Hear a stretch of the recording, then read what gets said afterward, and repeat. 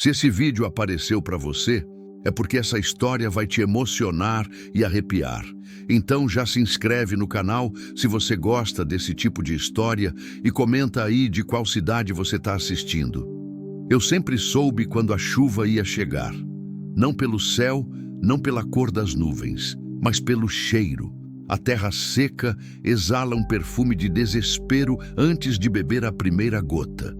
É um aviso silencioso, antigo como o mundo. Naquela tarde, montado no meu cavalo branco, um animal que já conhecia cada pedra daquela estrada melhor que eu, senti algo diferente no ar. Não era cheiro de chuva, era outra coisa.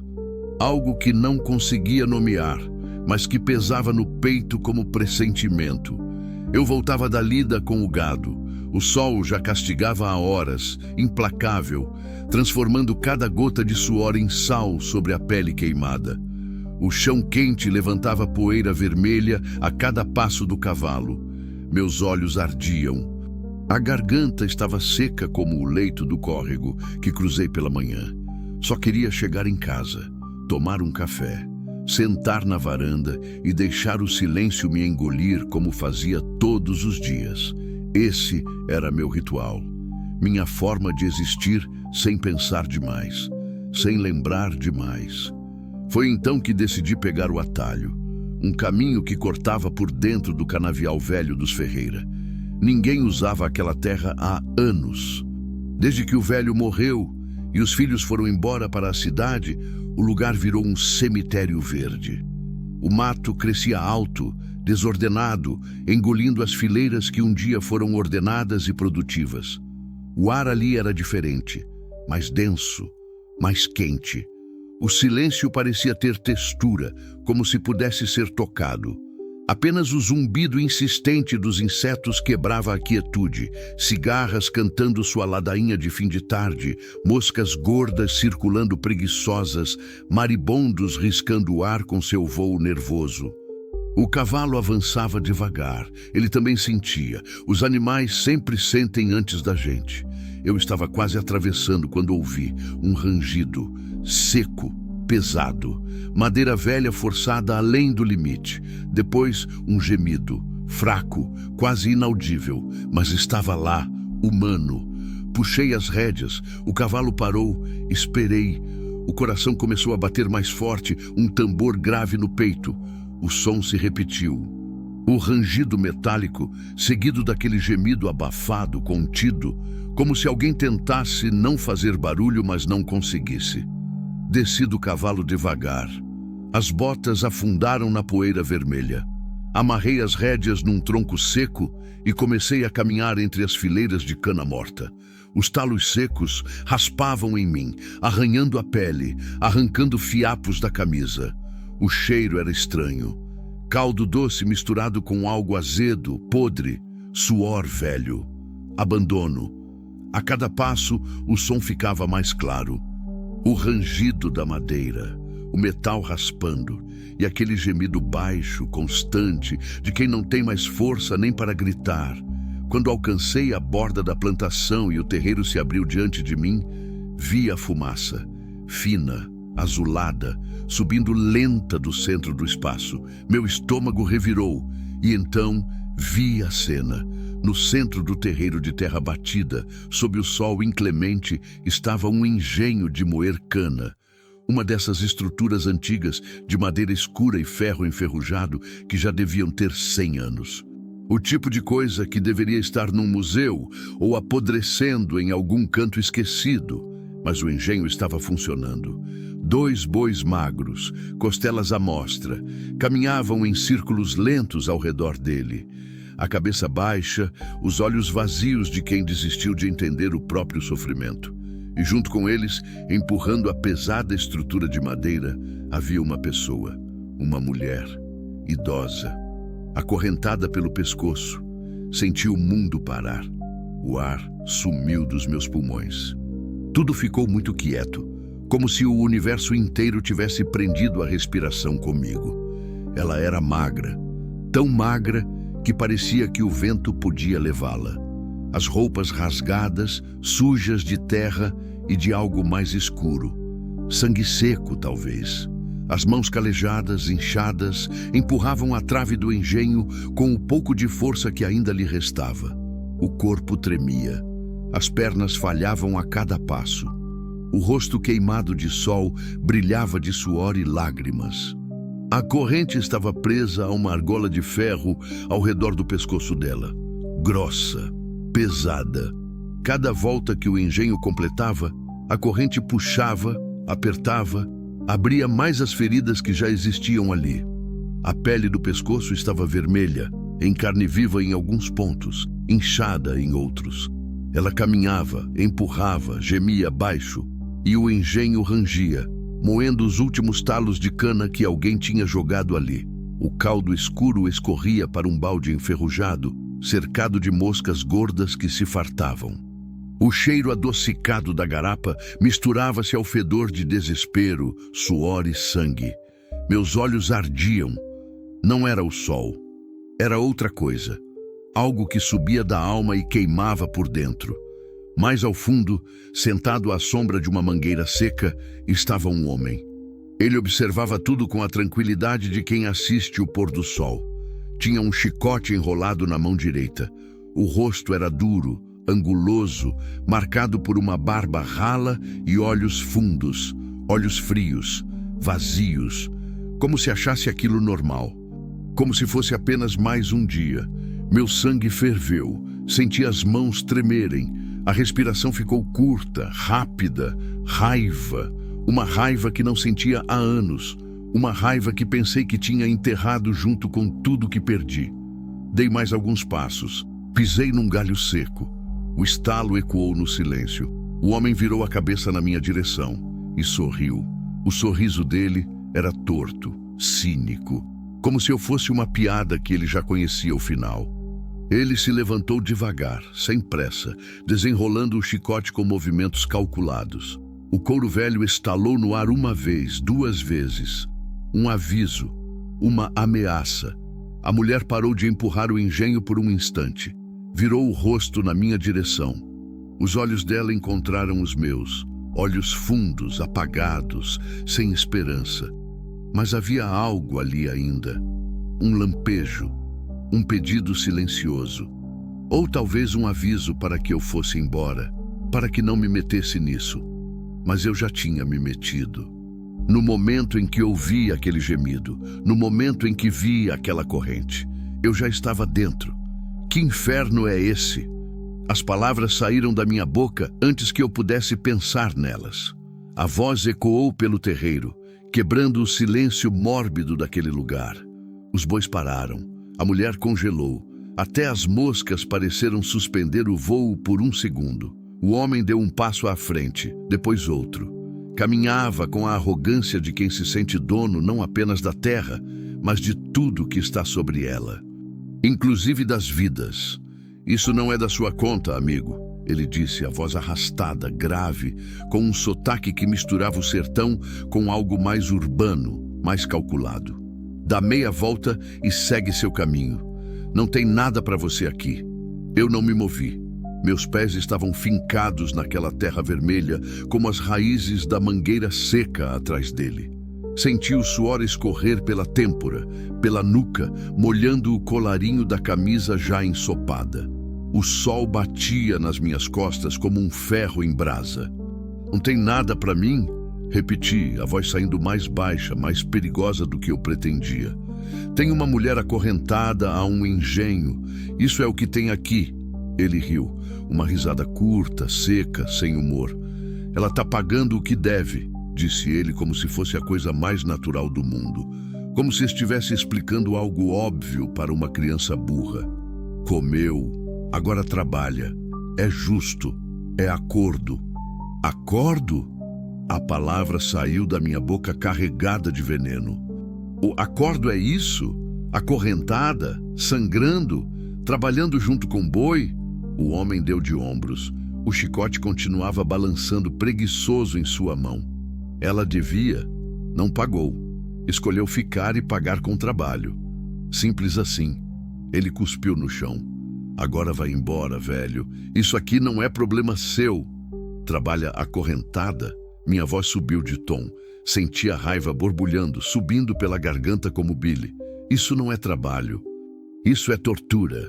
Comecei a caminhar em direção ao portão do terreiro, um portão baixo, de madeira podre, que se abria para aquele inferno particular.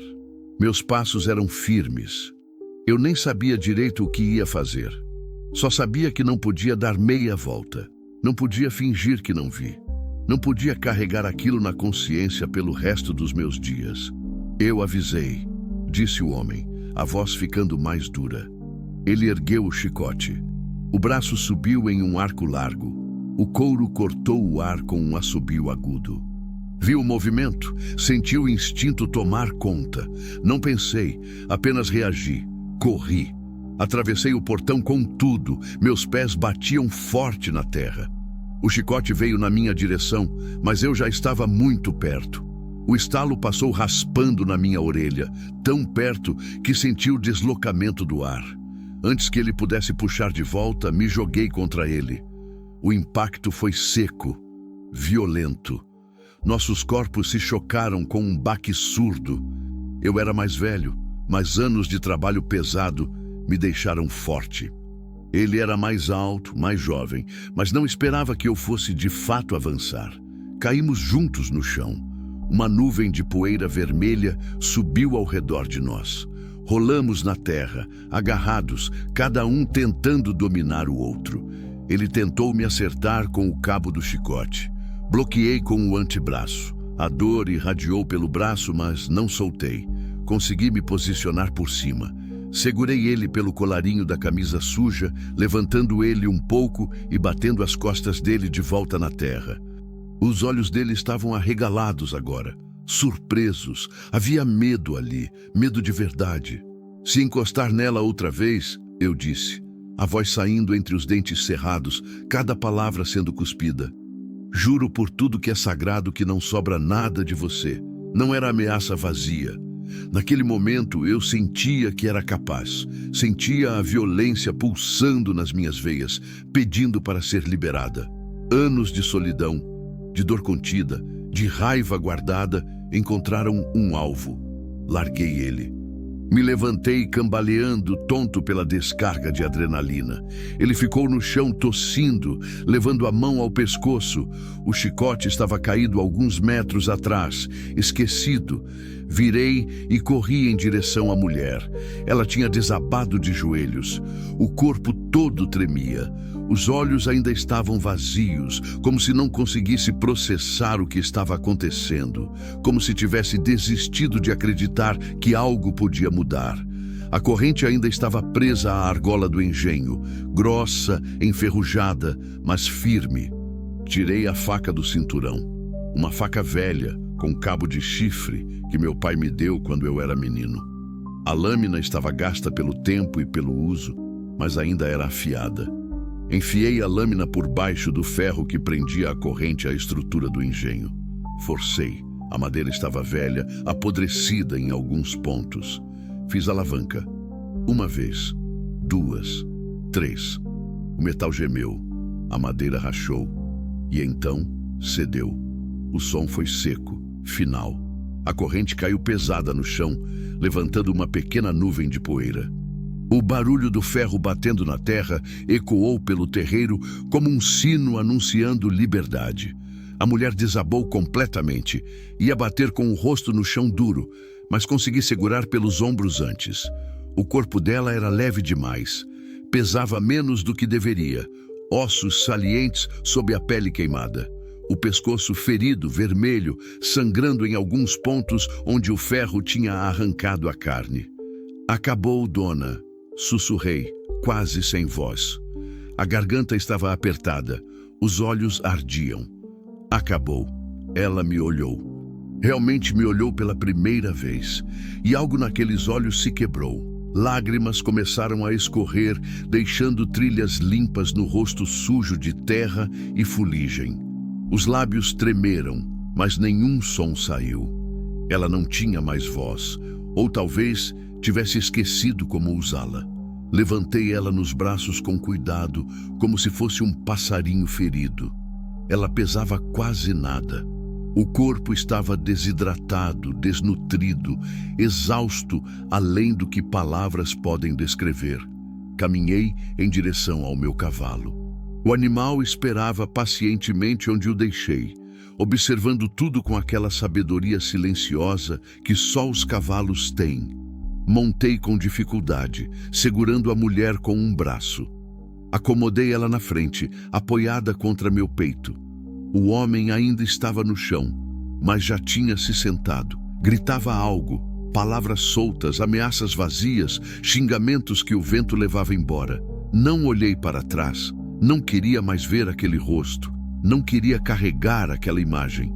Toquei o cavalo. Ele começou a andar. Devagar no início, depois mais rápido.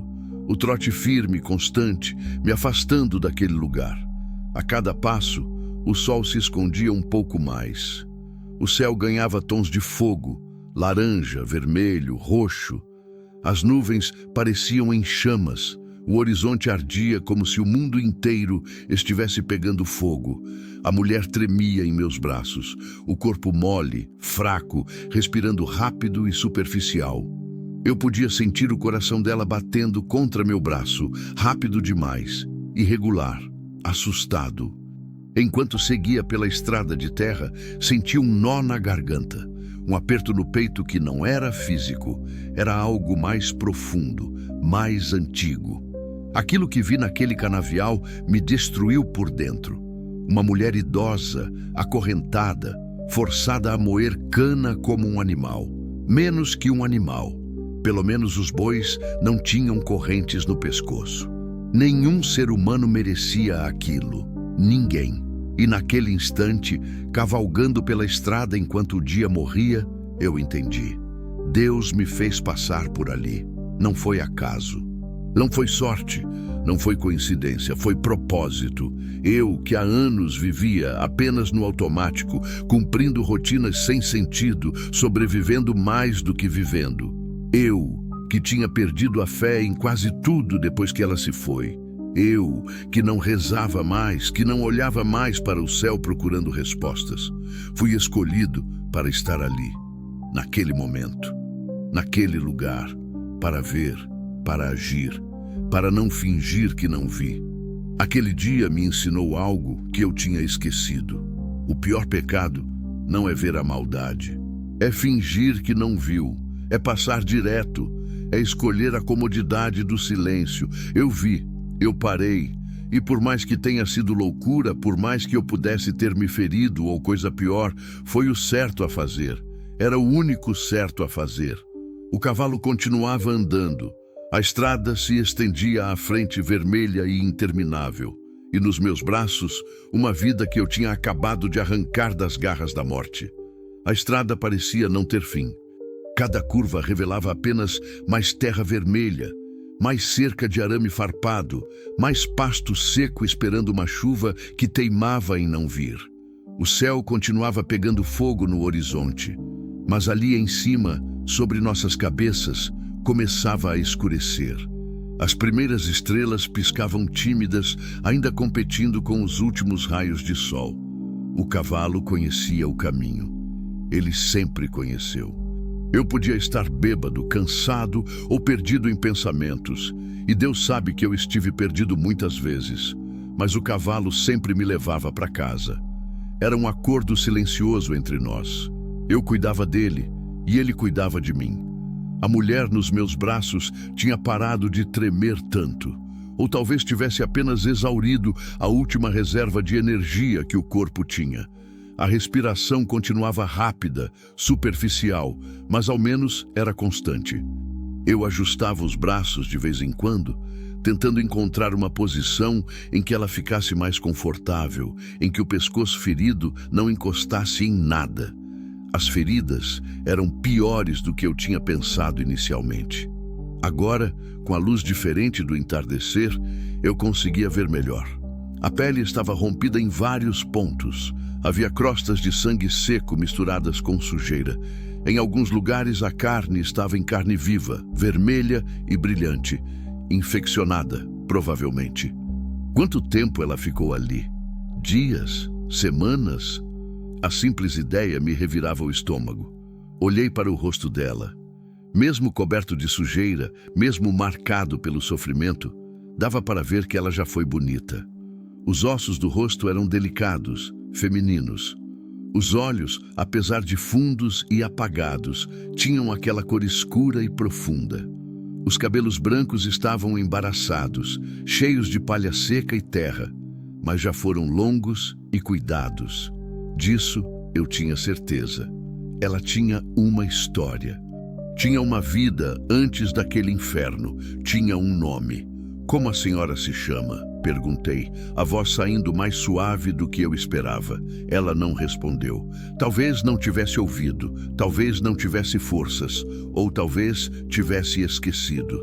Às vezes, quando a vida nos quebra demais, a gente esquece até quem é. Tudo bem, disse, mais para mim mesmo do que para ela. Não precisa falar agora. Vai ter tempo. Vai ter tempo. Essas palavras ecoaram na minha mente. Vai ter tempo. Quanto tempo fazia que eu não acreditava nisso? Quanto tempo fazia que cada dia parecia apenas uma repetição do anterior, sem propósito, sem futuro, sem nada além da sobrevivência mecânica? O vento começou a soprar mais forte. Trazia o cheiro de capim seco, de terra quente, de distância. Aquele cheiro que o sertão tem quando o dia termina. Um cheiro de solidão, de imensidão, de pequenez humana diante de tanta vastidão. Os grilos começaram sua sinfonia noturna. Era um som que eu conhecia tão bem que já nem notava mais, mas naquela noite prestei atenção. Milhares de grilos, cada um cantando sua nota, criando juntos uma música que enchia o silêncio. Não era um silêncio vazio, era um silêncio habitado, vivo. Passei pela porteira da fazenda dos Costa. Estava aberta como sempre. O velho Costa morreu faz 2 anos. O filho assumiu, mas não ligava muito para as cercas. Dizia que boi que quer fugir, foge de qualquer jeito. Talvez ele tivesse razão. Talvez a gente só segure o que quer ficar. A mulher se mexeu nos meus braços. Um movimento pequeno, quase imperceptível. Virou o rosto levemente, encostando a testa no meu peito. Senti o calor febril da pele dela através da camisa. Febre. Claro que tinha febre. Com aquelas feridas expostas ao sol, a sujeira, as moscas. Aguenta mais um pouco, disse. Já estamos quase chegando. Minha casa ficava ainda a uns 40 minutos de cavalo. 40 minutos que pareciam uma eternidade. Toquei o cavalo para andar um pouco mais rápido. Ele obedeceu, passando do trote para um galope suave. Não muito rápido para não machucar a mulher, mas rápido o suficiente. A noite caiu de vez. A lua crescente apareceu, jogando uma luz prateada sobre a estrada. Era o tipo de luar que fazia as coisas parecerem irreais, como se a gente estivesse dentro de um sonho ou de um pesadelo. Meus pensamentos voltaram para o homem no canavial. Quem era ele? Dono daquelas terras? Arrendatário? E a mulher? Como ela foi parar ali? O que ele quis dizer com ela devia? Devia o quê? Dinheiro? Comida? Não importava. Não tinha dívida no mundo que justificasse aquilo. Não tinha lei humana que tornasse aquilo certo. E se havia quem pensasse diferente, então a lei estava errada. Às vezes, a gente tem que escolher entre a lei dos homens e a lei de Deus. E Deus, eu tinha certeza, não aprovava correntes em pescoços humanos. Minha falecida esposa diria que eu fiz certo. Ela sempre teve um coração mole para os sofredores. Trazia gente para casa o tempo todo. Um andarilho com fome, uma criança machucada, um cachorro aleijado. Nossa casa era pequena, mas o coração dela era grande demais para caber naquelas paredes. Quando ela se foi, levou embora essa generosidade toda. Ou talvez eu é que tenha fechado aquela porta. Parei de ver as pessoas. Parei de me importar. Construí muros tão altos ao redor da alma que nem eu mesmo conseguia mais sair. Mas hoje, naquela estrada, carregando aquela mulher quebrada nos braços, senti algo se mover dentro de mim. Algo que eu achava que tinha morrido junto com ela. Compaixão. Era isso, compaixão. A capacidade de sentir a dor do outro, de se importar, de agir. Talvez eu não tivesse morrido completamente. Talvez ainda houvesse alguma coisa viva debaixo de todos esses anos de poeira e silêncio. A casa começou a aparecer ao longe. Uma construção simples, de tijolos aparentes e telhado de barro. Não era grande nem bonita, mas era sólida. Tinha resistido a tempestades, secas, anos de solidão. Continuava de pé, teimosa, como eu. A varanda da frente estava escura. Eu nunca acendia a luz quando voltava. Para quê? Não tinha ninguém me esperando. Mas naquela noite senti falta da luz. Senti falta de ver as janelas iluminadas, de saber que havia vida ali dentro. Cheguei ao portão da frente e desmontei com cuidado. Cada movimento tinha que ser calculado para não machucar a mulher. Ela continuava mole nos meus braços, a cabeça pendendo para o lado, os braços largados. Amarrei o cavalo no mourão e subi os 3 degraus da varanda. A madeira rangeu sob meu peso. Um som familiar, reconfortante. Abri a porta com o ombro. Ela estava destrancada como sempre. Não tinha o que roubar, e ladrão que quisesse entrar, entraria de qualquer jeito. A casa cheirava a fechado, a solidão, a poeira acumulada. Não era sujeira, eu limpava do jeito que dava. Mas era aquele cheiro de lugar onde só uma pessoa vive, onde não há risos, conversas, movimento, só o eco dos próprios passos. Levei a mulher direto para o quarto. Meu quarto, o único com cama. Coloquei ela sobre o lençol com todo o cuidado que consegui reunir. O colchão afundou com o peso, pequeno que fosse. Acendi o lampião a querosene que ficava na mesinha de cabeceira. A luz amarela, tremeluzente, encheu o quarto de sombras dançantes. Agora eu podia ver melhor.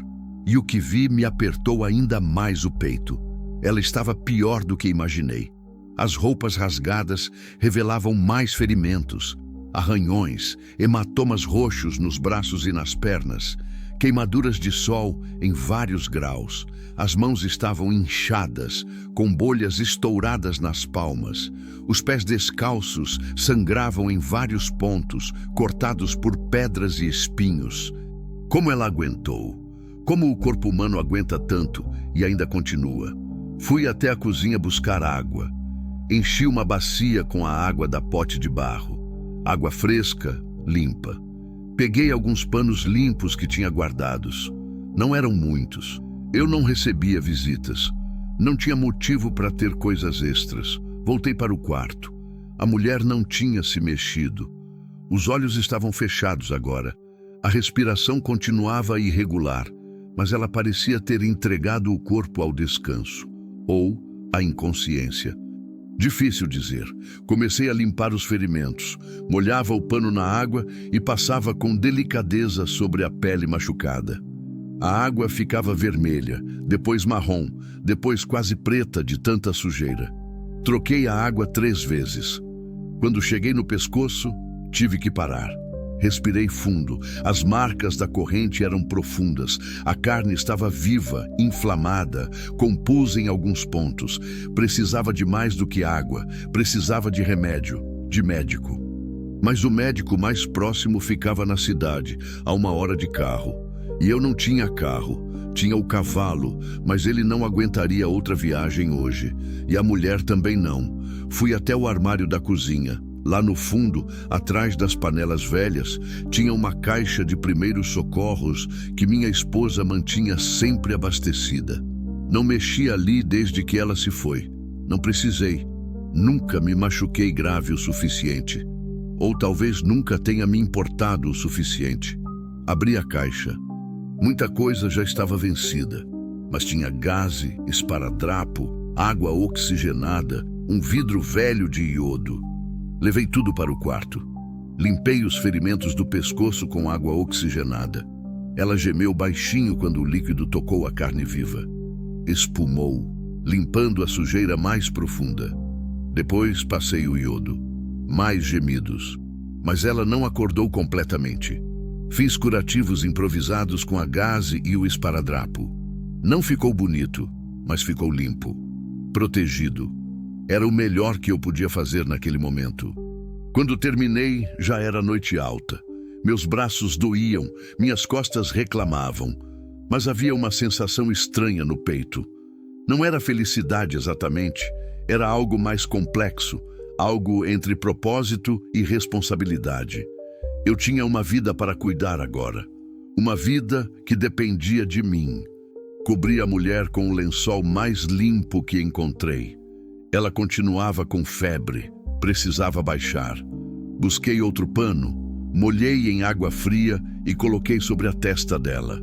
Sentei na cadeira de balanço velha que ficava no canto do quarto, a mesma cadeira onde minha esposa costumava sentar para ler, onde eu a encontrei adormecida tantas vezes, com um livro aberto no colo. A cadeira rangeu quando me acomodei, um som conhecido, quase reconfortante. Olhei para a mulher na cama, uma estranha completa. Eu não sabia o nome dela, não sabia a história dela, não sabia nada, mas sabia que ela estava ali por um motivo, e eu também. Fechei os olhos por um momento. Apenas um momento, e pela primeira vez em anos fiz algo que tinha jurado nunca mais fazer. Rezei. Não foi uma oração bonita ou elaborada, não tinha palavras certas. Foi apenas um sussurro rouco, cansado. Senhor, se ainda está me ouvindo, se ainda se importa com esse velho calejado aqui, ajuda essa mulher. Ela já sofreu demais. Não deixa ela morrer agora, não depois de eu tê-la tirado de lá. Por favor. Abri os olhos. A mulher continuava dormindo. A luz do lampião tremeluzindo sobre o rosto dela. E pela primeira vez em muito, muito tempo, não me senti completamente sozinho naquela casa. A noite se arrastava devagar, como um animal ferido. Cada minuto parecia ter 1 hora de duração. Eu permanecia sentado naquela cadeira de balanço, observando a mulher respirar. Era um som frágil, irregular, que me mantinha alerta. Cada pausa entre uma respiração e outra fazia meu coração pular uma batida, temendo que fosse a última. A febre não baixava. Pelo contrário, a cada hora que passava parecia piorar. Trocava o pano molhado na testa dela de 15 em 15 minutos. A água ficava quente em contato com a pele febril. Voltava para a cozinha, enchia a bacia de novo e recomeçava. Lá pelas 2 da madrugada, ela começou a delirar. Primeiro foram apenas gemidos, depois palavras soltas, desconexas, ditas numa voz rouca que mal parecia humana. Não conseguia entender quase nada. Algo sobre água, sobre alguém chamado Miguel, sobre casa, sobre perdão. Levantei da cadeira e me aproximei da cama. Segurei a mão dela. Pequena, ossuda, quente demais.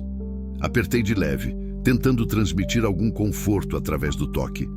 Está tudo bem, disse, sabendo que era mentira. Nada estava bem, mas às vezes a mentira é mais gentil que a verdade. Você está segura agora. Ninguém vai machucá-la mais. Ela se mexeu. A cabeça virou de um lado para o outro sobre o travesseiro. Os olhos abriram por um instante, vidrados, sem foco, olhando para algo que só ela podia ver. Depois, fecharam de novo. Perdão, murmurou. Perdão, perdão, perdão. A palavra se repetia como uma ladainha, como uma oração desesperada. Perdão por quê? Pelo que ela tinha feito? Ou pedindo perdão para alguém que a machucou? Molhei os lábios rachados dela com um pano úmido. A língua estava inchada, esbranquiçada. Desidratação severa. Tentei fazer ela beber um pouco de água, inclinando a cabeça dela com cuidado e aproximando uma colher dos lábios. A maior parte escorreu pelo queixo, mas algumas gotas entraram. Era melhor que nada. Voltei para a cadeira. O corpo inteiro doía. Não era só o cansaço físico da lida do dia ou do confronto no canavial. Era um cansaço mais profundo. O tipo que se acumula nos ossos quando a gente carrega peso demais por tempo demais. Mas não podia dormir. Não ousava. E se ela piorasse durante a noite? E se precisasse de mim e eu não estivesse acordado? Já tinha falhado com uma pessoa que amei, por não estar presente quando ela mais precisou. Não ia falhar de novo. Minha esposa morreu sozinha. Era uma memória que eu tentava enterrar fundo, mas ela sempre voltava nas horas escuras. Aquele dia, aquela manhã. Eu tinha saído cedo para buscar o veterinário. Uma vaca estava com problema no parto. Coisa urgente. Ou assim eu achava na época. Quando voltei, horas depois, já era tarde. Ela estava na varanda, na cadeira de balanço, o livro ainda aberto no colo, os olhos fechados. Eu pensei que estava dormindo. Chamei, toquei o ombro dela, e ela estava fria. O coração tinha parado durante a manhã.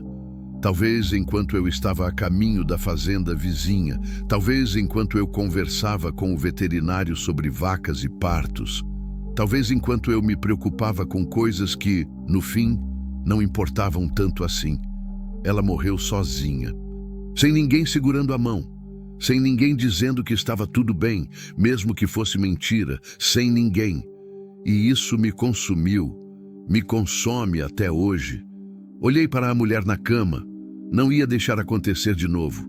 Não importava quem ela fosse. Não importava se era uma estranha completa.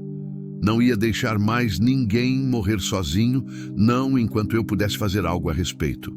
As horas continuavam passando. A casa estava em silêncio absoluto. Do lado de fora, os sons da noite, grilos, sapos, o vento nas árvores, o uivo distante de um cachorro.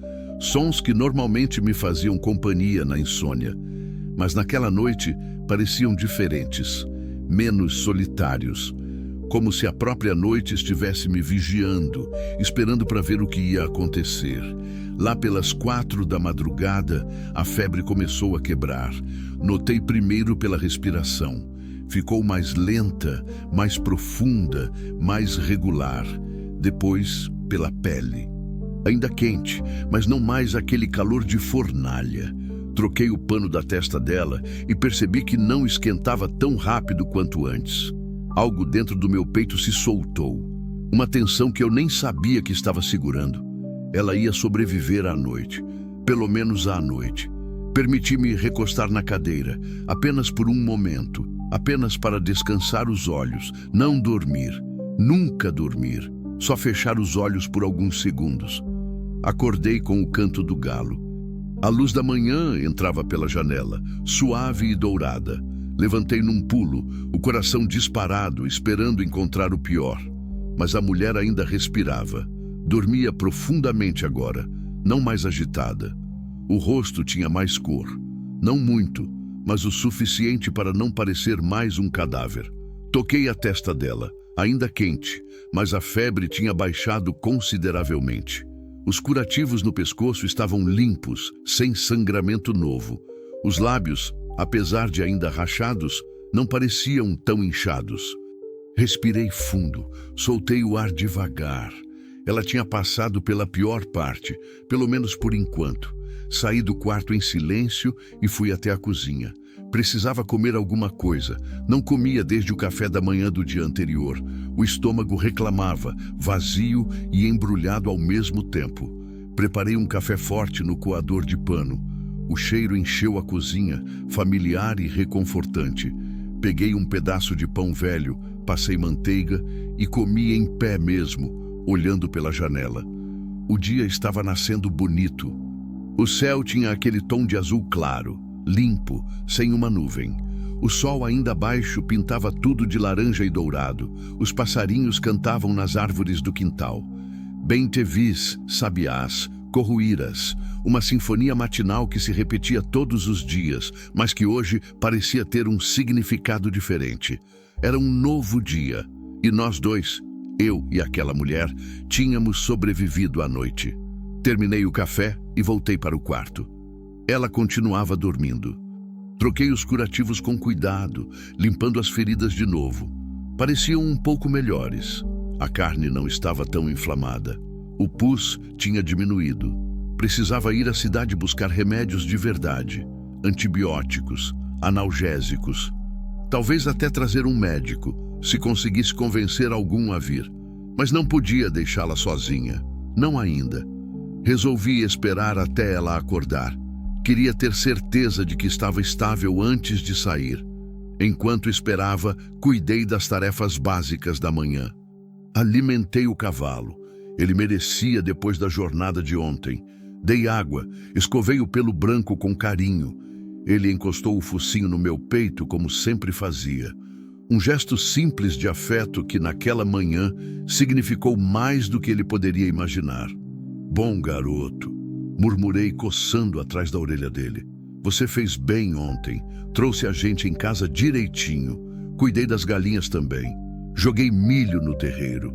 Elas vieram correndo, ciscando, cacarejando. Vida simples, sem complicações. Às vezes, eu invejava as galinhas. Quando voltei para dentro da casa, ouvi um som vindo do quarto. Um gemido, mas diferente dos da noite. Mais consciente. Corri. Ela estava acordada. Os olhos abertos. Castanhos escuros, fundos, mas alerta. Olhava ao redor do quarto com uma mistura de confusão e medo. Quando me viu na porta, encolheu-se, instintivamente tentando se afastar mesmo sem ter forças para isso. Parei onde estava. Levantei as mãos devagar, palmas abertas, num gesto universal de paz. Calma, disse a voz o mais suave que consegui fazer. Está tudo bem, você está segura aqui. Ninguém vai machucá-la. Ela continuou me encarando, estudando meu rosto, procurando por sinais de ameaça. Vi o momento exato em que alguma memória voltou. Os olhos se arregalaram levemente. A respiração ficou mais rápida. O engenho, ela sussurrou, a voz rouca, quase inaudível. O engenho, você não está mais lá, disse, dando um passo cauteloso para dentro do quarto. Tirei você de lá ontem. Trouxe para minha casa. Está a salvo. Lágrimas começaram a escorrer pelo rosto dela. Silenciosas no início, depois acompanhadas de soluços. O corpo inteiro tremia com o choro. Não era um choro de tristeza apenas. Era liberação. Anos de dor, medo e humilhação saindo através das lágrimas. Aproximei-me da cama e sentei na beirada, mantendo distância suficiente para não assustá-la. Peguei o pano úmido e limpei as lágrimas com delicadeza. Está tudo bem, repeti como um mantra. Está tudo bem agora. Ela tentou falar, mas a voz falhou. A garganta estava seca demais. Busquei um copo de água e ajudei ela a beber. Pequenos goles. Devagar. A água escorreu um pouco pelo canto da boca, mas ela conseguiu engolir. Quando afastei o copo, ela me olhou nos olhos pela primeira vez de verdade e disse com toda a força que ainda tinha: Obrigada. Era só uma palavra, mas carregava o peso de uma vida inteira. Não precisa agradecer, respondi. Qualquer pessoa teria feito o mesmo. Ela balançou a cabeça levemente. Não, sussurrou. Não teria. Muitos viram. Ninguém fez nada. A frase me atingiu como um soco no estômago. Muitos viram. Quanto tempo ela ficou ali? Quantas pessoas passaram por aquela estrada, viram a fumaça, ouviram o rangido do engenho e simplesmente seguiram em frente? Quantas vezes eu fiz a mesma coisa na vida? Quantas vezes escolhi não ver para não ter que agir? Como a senhora se chama? Perguntei, mudando de assunto antes que meus próprios demônios me engolissem. Ela fechou os olhos por um momento, como se precisasse fazer um esforço para lembrar. Maria, disse finalmente. Maria das Dores. Claro que era.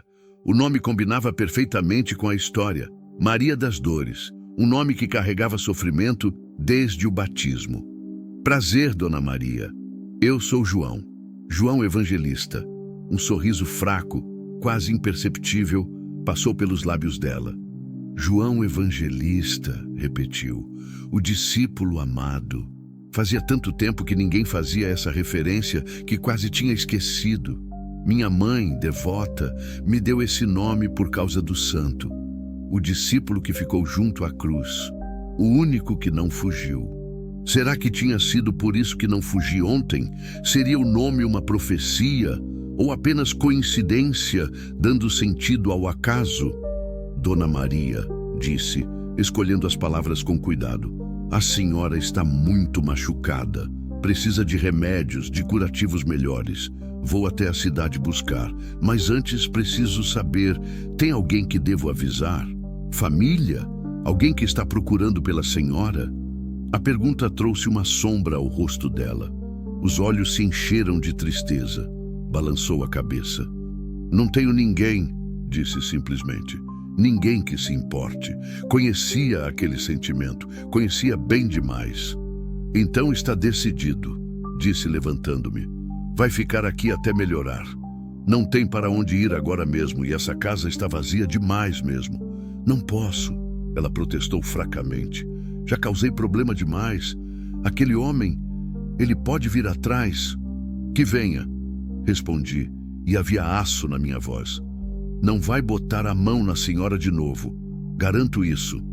Ela me estudou por um longo momento, procurando por sinceridade, por verdade. Seja lá o que viu no meu rosto, pareceu satisfazê-la. Assentiu levemente. Vou preparar um caldo, disse. A senhora precisa comer, e depois vou até a cidade. Não vou demorar. João, ela chamou quando eu estava saindo. Virei.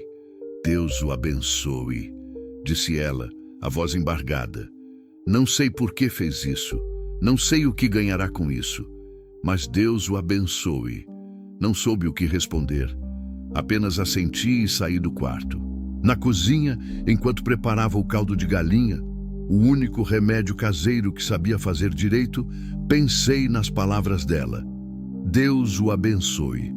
Quando foi a última vez que alguém disse isso para mim? Quando foi a última vez que me senti digno de bênção? Talvez seja por isso que Deus coloca certas pessoas no nosso caminho. Não para salvarmos elas, mas para elas nos salvarem. O caldo de galinha ficou pronto depois de quase 1 hora. Deixei fervendo em fogo baixo, com pedaços de batata, cenoura e uns talos de salsinha que ainda resistiam na horta dos fundos. O cheiro encheu a casa. Um cheiro de cuidado, de lar, de algo que não sentia há muito tempo. Levei uma caneca bem cheia para o quarto. Dona Maria estava acordada, mas os olhos pesados de sono. Ajudei ela a se sentar, apoiando as costas com travesseiros.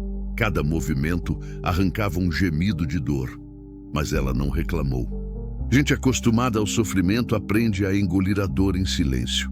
Devagar, disse, aproximando a colher dos lábios dela. Não precisa ter pressa. Ela bebeu. Pequenos goles. O líquido quente descendo pela garganta ferida devia doer, mas vi o alívio no rosto dela. Comida de verdade. Talvez a primeira em dias, quem sabe semanas. Deixei a caneca na mesinha ao lado da cama, ainda pela metade. Vou até a cidade agora, expliquei. Não vou demorar. 3, 4 horas no máximo. Tem mais caldo na panela. Se conseguir, levante e coma mais. Se não conseguir, não tem problema. Quando eu voltar, ajudo. Ela assentiu, os olhos já se fechando novamente. O corpo pedia descanso, pedia cura, e eu ia fazer o possível para dar isso a ela. Peguei meu chapéu velho de palha, a carteira com o pouco de dinheiro que tinha guardado e saí. O cavalo já estava descansado. Selei ele com cuidado, verificando cada fivela, cada corda. A viagem seria longa. O sol já estava alto quando saí pela porteira. Devia ser umas 9 da manhã. O calor começava a apertar. O tipo de calor que gruda na pele, que pesa nos ombros, que cansa antes mesmo de começar a caminhar. A estrada para a cidade era a mesma que eu tinha feito ontem, mas em sentido contrário. Passei pelo canavial dos Ferreira. De longe dava para ver a fumaça ainda. Ou talvez fosse impressão minha. Talvez fosse apenas o calor distorcendo o ar. Não parei, não olhei. Não queria ver aquele lugar de novo. Não queria reviver aquelas imagens. Já estavam gravadas fundo demais na memória. Continuei. A estrada de terra vermelha se estendia à frente, cortando entre pastos secos e cercas tortas. De vez em quando, passava por um portão, uma casa ao longe, um curral vazio. Sinais de vida, mas vida distante, isolada. Como sempre foi por aqui. Levou quase 2 horas até chegar à cidade. Caraíba não era grande coisa. Uma rua principal de asfalto rachado, algumas ruas de terra ao redor, casas simples, comércio básico, uma igreja no centro da praça, um posto de saúde que funcionava quando tinha médico, uma farmácia, um mercado. Era tudo que a gente precisava, ou pelo menos era tudo que a gente tinha. Amarrei o cavalo na frente da farmácia, debaixo da sombra rala de uma árvore seca. Dei água para ele num balde que o farmacêutico sempre deixava do lado de fora. Bom homem, o seu Tertuliano, um dos poucos. Entrei na farmácia. O ar lá dentro era um pouco mais fresco. Um ventilador velho girava no teto, fazendo mais barulho do que vento. As prateleiras estavam organizadas, limpas, mas pouco abastecidas. Remédio era caro, nem todo mundo podia comprar, nem toda farmácia conseguia estocar. Seu Tertuliano estava atrás do balcão, como sempre. Um homem gordo, de uns 60 anos, bigode grisalho e óculos de lentes grossas. Ele ergueu o olhar do jornal quando me viu entrar. "João", cumprimentou surpreso. "Quanto tempo, rapaz? Tudo bem?" "Tudo, seu Tertuliano." "E o senhor?" "Velho e cansado, mas ainda de pé." "O que te traz aqui?" "Normalmente você só aparece quando é coisa séria." Aproximei-me do balcão, não sabia bem por onde começar. "Preciso de remédios", disse. "Antibiótico forte, pomada para ferimentos, gaze, esparadrapo, água oxigenada, analgésico também e algo para febre." Seu Tertuliano franziu a testa, tirando os óculos e limpando as lentes na camisa. "Isso é bastante coisa. Você se machucou?" "Não sou eu. É uma conhecida. Está machucada. Ferimentos graves. Infecção." Ele me olhou mais atentamente. Conhecia aquele olhar, o olhar de quem está medindo, avaliando, tentando entender o que não está sendo dito. "Ferimentos graves como?" perguntou, e a voz tinha mudado, mais séria, mais profissional. "Pescoço, arranhões, queimaduras de sol, desidratação." Fiz uma pausa. "Ela foi maltratada, muito maltratada." O silêncio que seguiu foi pesado. Seu Tertuliano colocou os óculos de volta. O rosto tinha ficado duro. "Maltratada por quem?" "Não sei o nome dele, mas sei onde mora. Canavial Velho dos Ferreira." Vi algo passar pelo rosto dele. Reconhecimento. E outra coisa. Raiva contida. "O Gomes", disse, cuspindo o nome como se fosse veneno. "Vagabundo arrendou aquela terra faz uns 3 meses. Ninguém sabe de onde ele veio. Tipo, esquisito. Cheio de conversa torta. Ele tinha uma mulher acorrentada", disse, e as palavras saíram mais duras do que pretendia. "Acorrentada pelo pescoço a um engenho, trabalhando junto com um boi." Seu Tertuliano ficou pálido. Apoiou as 2 mãos no balcão, como se precisasse de apoio. "Meu Deus do céu", murmurou. "Acorrentada? Como assim acorrentada?" "Exatamente como eu disse. Corrente no pescoço, moendo cana, sangrando, morrendo devagar." Respirei fundo, tentando controlar a raiva que voltava só de lembrar. "Tirei ela de lá ontem. Está na minha casa agora." O farmacêutico me olhou com uma mistura de respeito e preocupação. "Você enlouqueceu, João? Esse tipo de coisa tem que chamar a polícia, tem que denunciar." "Polícia?", repeti e não consegui esconder o desdém na voz. "A polícia mais próxima fica a 50 quilômetros daqui. Quando eles chegarem, se chegarem, o que vão fazer? Vão acreditar na palavra de uma mulher quebrada contra a palavra de um homem que paga aluguel em dia? Vão se importar?" Seu Tertuliano não respondeu, porque sabia que eu tinha razão. A lei era uma coisa, a justiça era outra, e por aqui as duas raramente se encontravam. "Só preciso dos remédios", disse. "Vou pagar tudo. Só me venda o que ela precisa."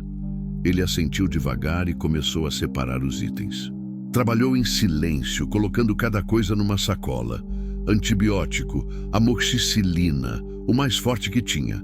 pomada cicatrizante, anti-inflamatório, dipirona para a febre, gaze, muito gaze, esparadrapo, álcool, tudo que podia ser útil.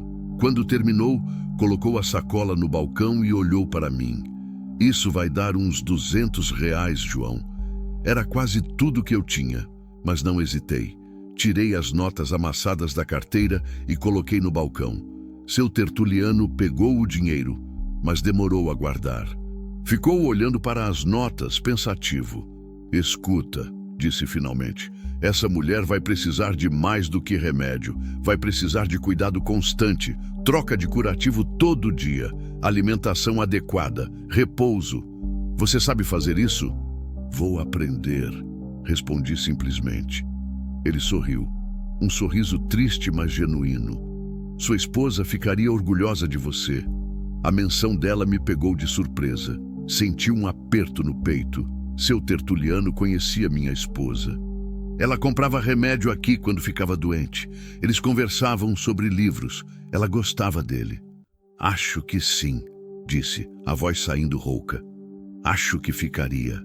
Se precisar de mais alguma coisa, é só vir. E João, ele fez uma pausa. Tome cuidado.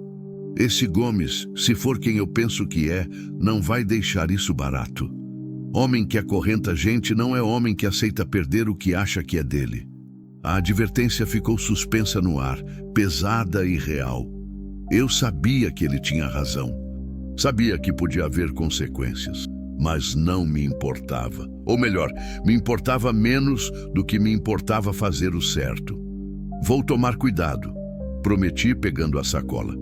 Saí da farmácia e voltei para o cavalo. Ele estava tranquilo, mastigando uns tufos de capim que cresciam entre as pedras do meio-fio. Guardei a sacola na bolsa da sela, conferindo que estava bem presa. Estava prestes a montar quando ouvi uma voz atrás de mim. João Evangelista? Virei. Era uma mulher. Devia ter uns 50 anos, vestida simples, mas limpo. Rosto marcado pelo sol, mas olhos gentis. Não reconheci ela de imediato. Sim, sou Lourdes, irmã da Silvana, da igreja. Ouvi seu nome ser mencionado na farmácia. Ela olhou ao redor, como se verificando se alguém estava ouvindo. Trouxe a Maria das Dores para sua casa? Meu corpo inteiro ficou tenso. Como ela sabia? Ela deve ter percebido minha reação, porque levantou as mãos em gesto de paz. Calma, não sou inimiga. Conheço Maria. Conhecia, melhor dizendo. Ela trabalhava para uma família aqui na cidade, família rica, os Medeiros. Trabalhou lá por mais de 20 anos, cozinhava, limpava, cuidava das crianças. O que aconteceu? Lourdes suspirou e o peso do mundo parecia estar naquele suspiro. O velho Medeiros morreu. A família se desfez. Os filhos foram embora. Deixaram a casa para um parente administrar. Um sobrinho de São Paulo, homem frio, interesseiro. Ele quis vender a casa, mas tinha que acertar as contas com os empregados primeiro. Ela fez uma pausa. Maria tinha um dinheiro guardado lá, parte do salário dela que eles seguravam. Era acordo antigo, do tempo do velho. Quando ela foi cobrar, o sobrinho disse que não havia dinheiro nenhum, que ela estava mentindo, que se insistisse ia prender ela por calúnia. Sentia a raiva subir de novo. E ela ficou sem nada. Pior, ficou devendo. O sobrinho disse que ela tinha comido comida da casa por anos, que tinha usado água, luz, tudo de graça, que na verdade ela que devia para eles. Lourdes balançou a cabeça enojada. Maria não tinha para onde ir. Não tinha família, não tinha economias. Tudo estava naquela casa. Um dia apareceu esse homem, esse Gomes. Ofereceu trabalho, moradia, comida. Ela aceitou. Que escolha tinha? E ele a escravizou. Completei. Não sei os detalhes, mas faz uns 2 meses que ninguém vê ela.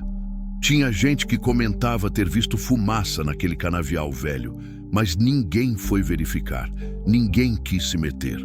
Até ontem, disse. Ela me olhou nos olhos e sorriu. Um sorriso cansado, mas grato. Até ontem, concordou. O que vai fazer agora? Ela não pode ficar na sua casa para sempre, e ele vai procurar por ela. Não sei, admiti. Ainda estou tentando entender tudo isso, mas sei que ela não volta para aquele lugar. Isso eu garanto. Lourdes abriu a bolsa que carregava e tirou um papel com um número escrito. Esse é meu telefone. Se precisar de ajuda, comida, roupa, o que for, me liga. A igreja pode ajudar também. Temos uma rede de mulheres. Já ajudamos outras que passaram por situações parecidas. Peguei o papel e guardei no bolso. Obrigado. Não. Obrigado a você, João, por ter feito o que ninguém mais teve coragem de fazer. Ela se despediu e foi embora. Fiquei ali, parado, ao lado do cavalo, processando tudo o que tinha ouvido. Maria das Dores não era uma vagabunda que devia e não pagava, como aquele homem tinha dito. Era uma trabalhadora honesta que foi roubada, enganada e depois escravizada. A história dela podia ser a história de tantas outras. Gente invisível que o mundo passa por cima e finge que não existe. Montei no cavalo, mais determinado do que nunca. Ia cuidar dela, ia protegê-la. E se esse Gomes aparecesse na minha porta, ia encontrar algo que não esperava. A viagem de volta foi mais rápida, talvez porque o cavalo sentisse minha urgência, talvez porque eu cavalgasse com mais força, talvez porque agora eu tinha um propósito claro, definido, real. Quando cheguei em casa, o sol já estava começando a descer. Devia ser umas 4 da tarde. Prendi o cavalo, peguei a sacola com os remédios e entrei. A casa estava silenciosa, quieta demais. Dona Maria? Chamei. Nada. Caminhei rápido até o quarto. Meu coração batia forte. E se ela tivesse piorado? E se... Ela estava lá, dormindo. Mas era um sono diferente, mais tranquilo. A respiração estava regular. O rosto tinha mais cor. A caneca de caldo estava vazia na mesinha. Ela tinha conseguido tomar tudo. Sentei na cadeira de balanço e deixei o alívio me lavar. Ela estava viva. Estava melhorando. Olhei pela janela. O sol se punha devagar, tingindo o céu de vermelho e laranja. Mais um dia terminando. Mais um dia sobrevivido. Mas esse dia tinha sido diferente. Esse dia tinha significado alguma coisa. Fechei os olhos por um momento e senti pela primeira vez em anos algo parecido com paz. Os dias seguintes se estabeleceram numa rotina que eu não conhecia mais. Uma rotina que envolvia outra pessoa. Uma rotina que tinha propósito além da simples sobrevivência. Acordava com o sol, como sempre fiz, mas agora, antes de cuidar dos animais, ia até o quarto verificar Dona Maria. Trocava os curativos com o cuidado de quem manuseia algo precioso e frágil. Limpava as feridas com água oxigenada, aplicava a pomada, refazia as gases. A cada dia, as feridas pareciam um pouco melhores. A carne voltava a se fechar. A inflamação diminuía. O vermelho vivo dava lugar a um rosa mais suave. A febre tinha ido embora completamente no 3º dia, e com ela, parte do medo que habitava os olhos de Dona Maria. Ela começou a falar mais, pequenas coisas no início. Bom dia, obrigada. Está doendo menos hoje. Palavras simples que preenchiam o silêncio da casa como música. No 5º dia, ela conseguiu sentar sozinha na cama. No 6º, caminhou até a janela apoiada no meu braço. Ficou lá, olhando para fora, para o horizonte sem fim, para o céu azul sem nuvens, e chorou em silêncio. Não perguntei por quê. Alguns choros não precisam de explicação. No 7º dia, ela insistiu em ir até a cozinha. Não posso ficar na cama para sempre, disse, a voz ainda rouca, mas mais firme. E você não pode fazer tudo sozinho, precisa de ajuda. Tentei protestar, mas ela foi teimosa. Caminhamos devagar pelo corredor curto. Cada passo era uma conquista. Cada metro percorrido, uma vitória contra o que foi feito a ela. Sentou-se numa cadeira da cozinha, ofegante, mas sorrindo. Um sorriso pequeno, tímido, mas verdadeiro. O primeiro sorriso que vi naquele rosto. Viu? Disse. Ainda sirvo para alguma coisa. Nunca duvidei, respondi, colocando água para ferver. Mas não precisa provar nada. Pode descansar o quanto precisar. Ela balançou a cabeça. Descansei a vida toda trabalhando para os outros. Agora quero trabalhar por escolha, não por obrigação. É diferente. Preparei café e sentamos juntos à mesa. Algo que eu não fazia há anos. Sentar à mesa com alguém, dividir o café da manhã, trocar palavras enquanto o dia começava. Era estranho, desconfortável até. Mas também era bom, surpreendentemente bom. João, ela disse depois de um longo silêncio. Por que fez isso? Ergui os olhos da xícara. Ela me olhava com curiosidade genuína, sem julgamento. Fez o quê? Me salvou, brigou com aquele homem, me trouxe para sua casa, gastou dinheiro comigo, está cuidando de mim. Ela fez uma pausa. Por quê? Nem me conhece. Fiquei em silêncio por um momento, procurando as palavras certas. A verdade era complexa, entrelaçada com culpa, solidão, redenção. Nabu, não sei se tenho uma resposta boa, admiti finalmente. Talvez porque era o certo a fazer. Talvez porque não conseguiria viver comigo mesmo se tivesse passado direto. Girei a xícara entre as mãos. Ou talvez porque eu sei como é ficar sozinho. Sei como é precisar de ajuda e não ter ninguém. E não queria que mais ninguém sentisse isso. Ela assentiu devagar, como se entendesse mais do que eu tinha dito. Você perdeu alguém. Não foi uma pergunta. Foi uma constatação. Minha esposa. Faz 4 anos. Sinto muito. Eu também. Bebi mais um gole de café, sentindo o líquido quente descer pela garganta. Ela era boa. Melhor do que eu merecia. Sempre ajudando todo mundo. Sempre vendo o lado bom das pessoas. Sorri. Mas foi um sorriso triste. Ela teria trazido a senhora para casa também. Provavelmente antes de mim. Como ela se chamava? Helena. O nome saiu da minha boca pela primeira vez em meses. Eu evitava dizer. Evitava pensar. Como se não falar sobre ela pudesse fazer a dor diminuir. Mas não diminuía. Apenas crescia em silêncio como um tumor. Helena. Dona Maria repetiu, saboreando o nome. Bonito. Nome de quem carrega luz. Era mesmo. As palavras saíram antes que eu pudesse segurá-las. Ela iluminava tudo. Quando ela morreu, a casa ficou escura. E eu deixei ficar. Não acendi mais as luzes. Não abri mais as cortinas. Apenas existia. Respirava, trabalhava, sobrevivia, mas não vivia. Dona Maria estendeu a mão através da mesa e tocou a minha. A pele dela era áspera, calejada pelo trabalho de uma vida, mas o toque era gentil. Está vivendo agora, disse ela. Nestes últimos dias, está vivendo de novo. Posso ver. Não soube o que responder. Talvez porque ela estivesse certa. Talvez porque, pela primeira vez em 4 anos, eu estava sentindo algo além de vazio. A segunda semana trouxe mudanças maiores.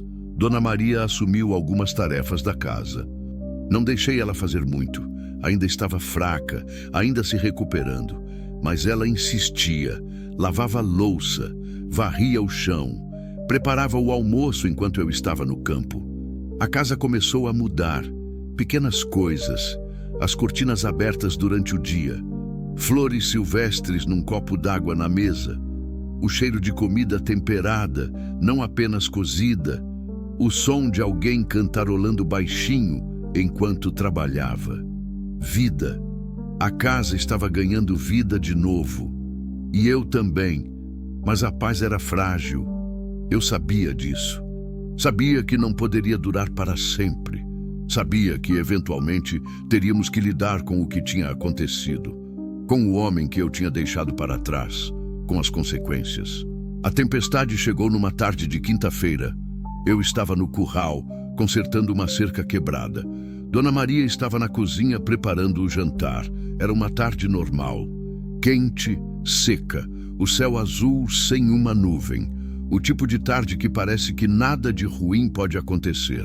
Até que ouvi o som. Motor de caminhonete. Vindo pela estrada, vindo rápido demais.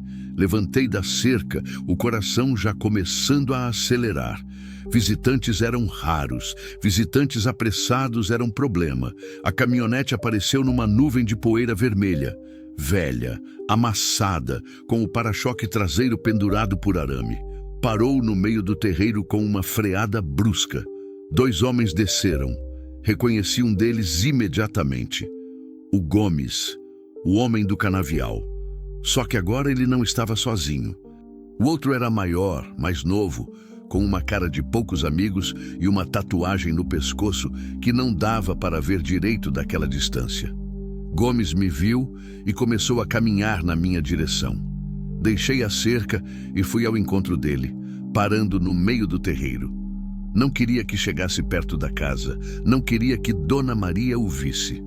João Evangelista, ele disse, e havia veneno na voz. Finalmente te achei.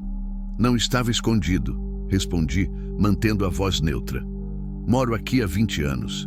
Sabe por que estou aqui? Sei, e a resposta é não. Ele deu um passo à frente. O outro homem ficou para trás, mas a mão estava perto da cintura. Provavelmente tinha uma arma ali. Não foi uma pergunta, Gomes disse. Você levou o que é meu. Quero de volta. Ela não é sua. Nunca foi. Ninguém pode ser dono de outra pessoa. Ele riu. Uma risada seca, sem humor.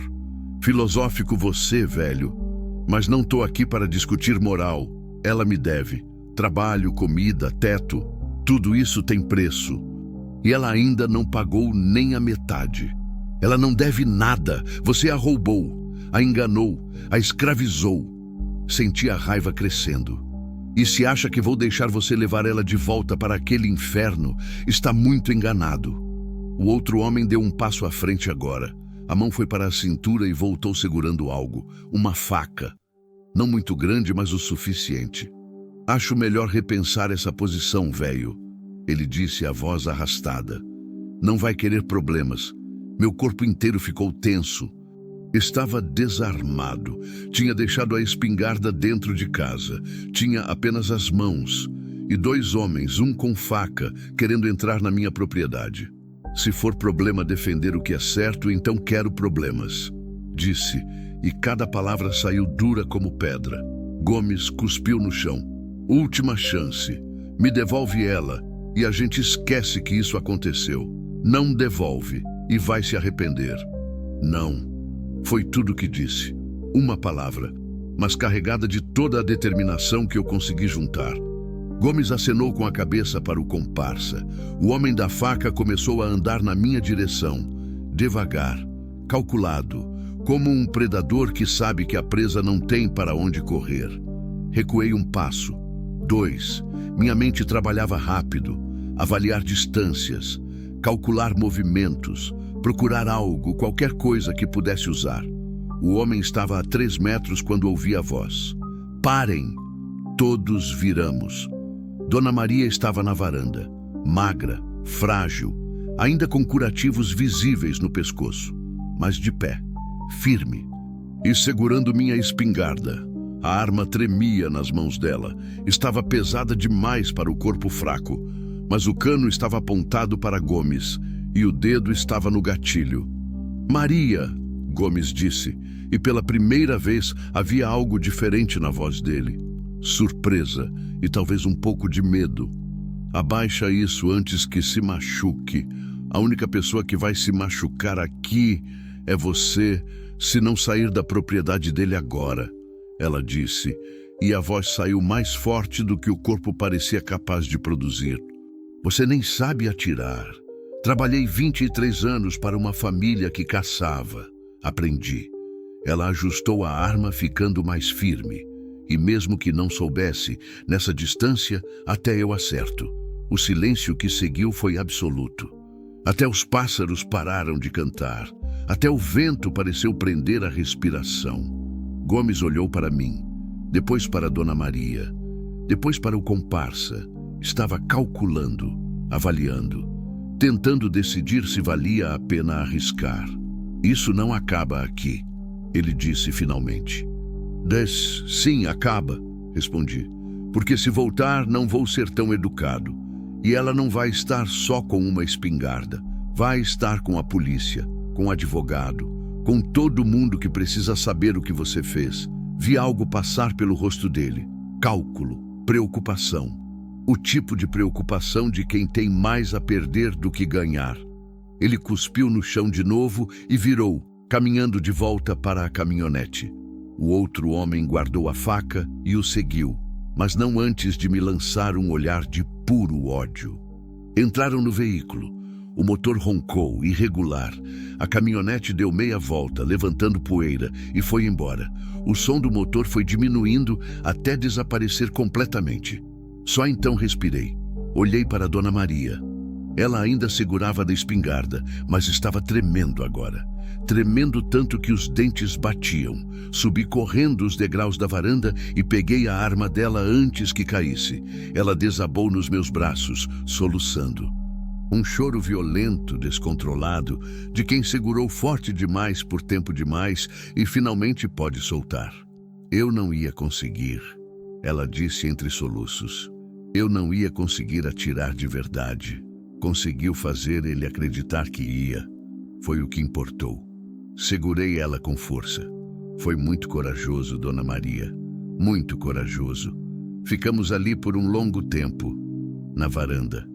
Ela chorando, eu segurando. O sol começando a descer no horizonte, pintando tudo de dourado. Quando ela finalmente se acalmou, ajudei ela a voltar para dentro. Sentei ela na cadeira da cozinha. Preparei um chá de erva cidreira para acalmar os nervos. Coloquei açúcar, muito açúcar, para o susto. Sentamos juntos em silêncio, bebendo chá. O susto ainda estava fresco. O medo ainda pulsava nas veias. Mas havia outra coisa também. Algo mais forte. Ele vai voltar? Ela perguntou finalmente. Não sei, admiti. Talvez, talvez não. Mas se voltar, estaremos prontos. Ela assentiu, as mãos ainda tremendo levemente ao redor da xícara. João, disse ela, acho que está na hora de chamarmos a polícia de verdade, de fazer denúncia, de fazer isso do jeito certo. Eu sabia que ela tinha razão. Sabia que não podíamos viver assim, esperando ele voltar, sempre alerta. Mas também sabia como essas coisas funcionavam. Denúncias que não davam em nada. Processos que se arrastavam. Palavras contra palavras. E no final, quem sofria eram sempre os mais fracos. Mas tinha que tentar. Pelo menos tentar. Amanhã, prometi. Amanhã vamos até a cidade. Vamos na delegacia. Vamos contar tudo. E vamos fazer o certo. Ela sorriu. Cansada. Assustada, mas aliviada. O certo, repetiu. Tem sido tanto tempo desde que alguém fez o certo por mim. Está na hora disso mudar, disse. Naquela noite, não consegui dormir. Fiquei sentado na varanda, a espingarda atravessada no colo, olhando para a estrada escura, vigiando, protegendo, pronto para o que viesse. As estrelas brilhavam acima, milhares delas, indiferentes aos dramas humanos abaixo. A lua crescente jogava luz prateada sobre a terra vermelha. E no silêncio da noite, ouvi os grilos, os sapos, os sons da vida continuando apesar de tudo. E pensei em Helena, em como ela estaria orgulhosa, em como ela diria que eu finalmente estava fazendo a coisa certa. Está vendo? Eu sussurrei para as estrelas. Estou tentando. Estou realmente tentando. O vento soprou suave, trazendo o cheiro de terra e capim. E por um momento, apenas um momento, senti como se ela estivesse ali comigo, sentada ao meu lado, sorrindo, dizendo que estava tudo bem, que eu estava no caminho certo. E pela primeira vez em 4 anos, acreditei. A manhã chegou cinzenta. Não havia nuvens no céu, mas o sol nasceu sem brilho, como se estivesse cansado antes mesmo de começar o dia. Ou talvez fosse só impressão minha. Talvez fosse só o peso da noite sem dormir, o corpo reclamando da vigília na varanda, os olhos ardendo de tanto olhar para a escuridão, procurando por perigos que não vieram. Mas podiam ter vindo. E isso era o que importava. Dona Maria acordou cedo também. Encontrei ela já na cozinha quando entrei, preparando café. Ela se assustou com o meu barulho, deixando a colher cair. O metal bateu no chão com um tinido agudo.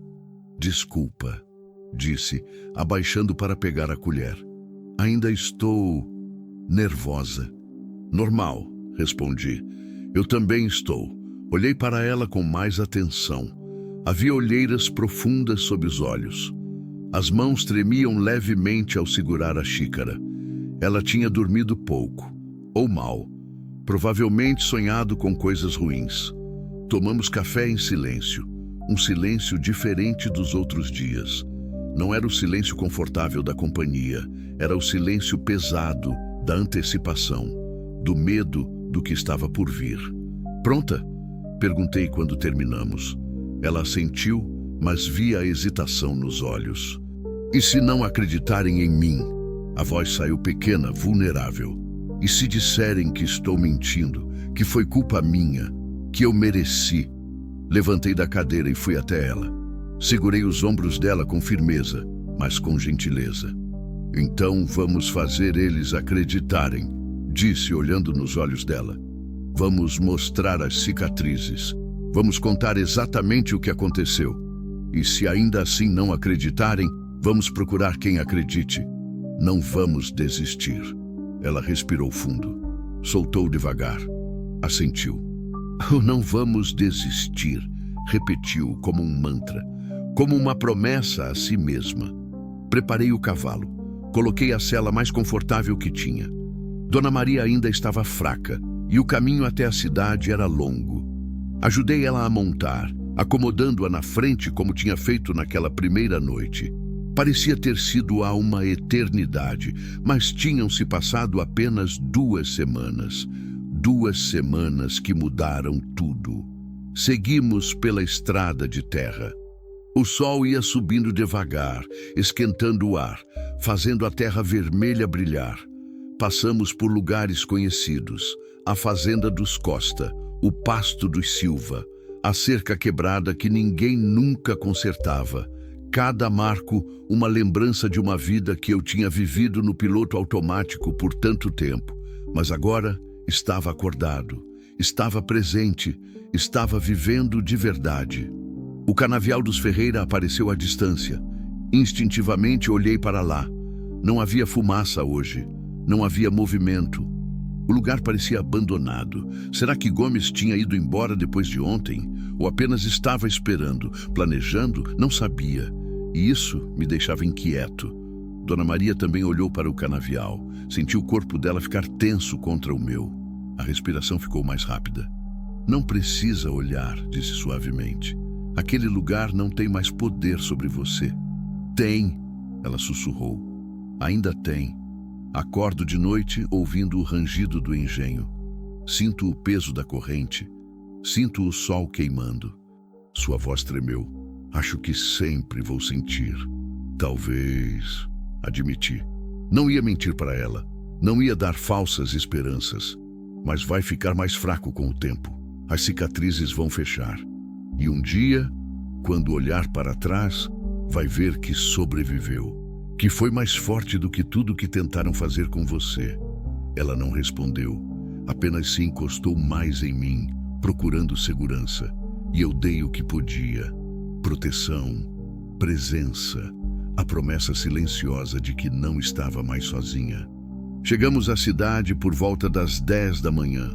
O calor já estava forte. As ruas estavam mais movimentadas do que da última vez. Dia de feira.